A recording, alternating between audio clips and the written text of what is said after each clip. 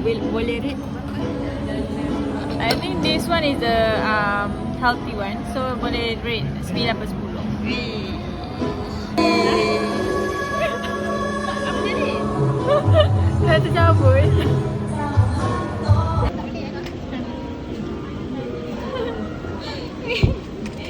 Kenapa macam ni?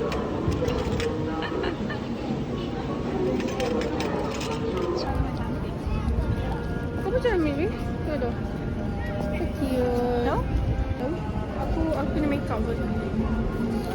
Kuala Lumpur, Kuala Lumpur.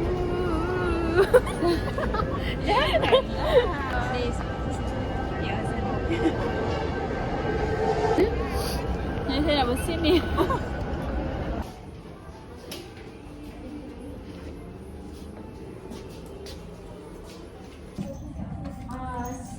Bersih duit cash. So korang QR, kita orang bagi cash. Korang nak cash. Ni apa? Just Show. oh, sesuai.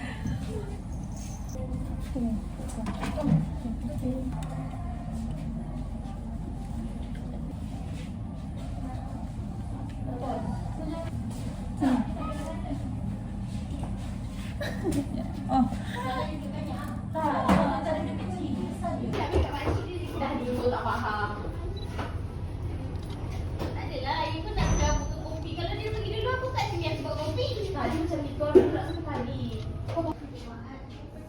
Macam ini comel.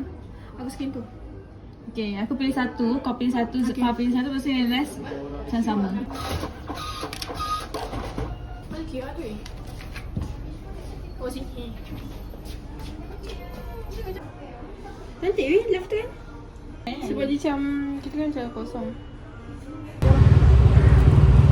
Okay guys, so kita baru je habis nak gambar dekat Studio. Bye. Bye. So this is Sarila. Now, how are you feeling today? I'm feeling good and excited for the pictures. And we had a good time together when we take a pictures. And we, apa namanya? Photo booth? Photo booth. We do a good photo booth together. Spend 5 minutes together and do photos. Together. Together. So this how KL Looks like. Kuala Lumpur. Bye guys. I love you guys. Bye.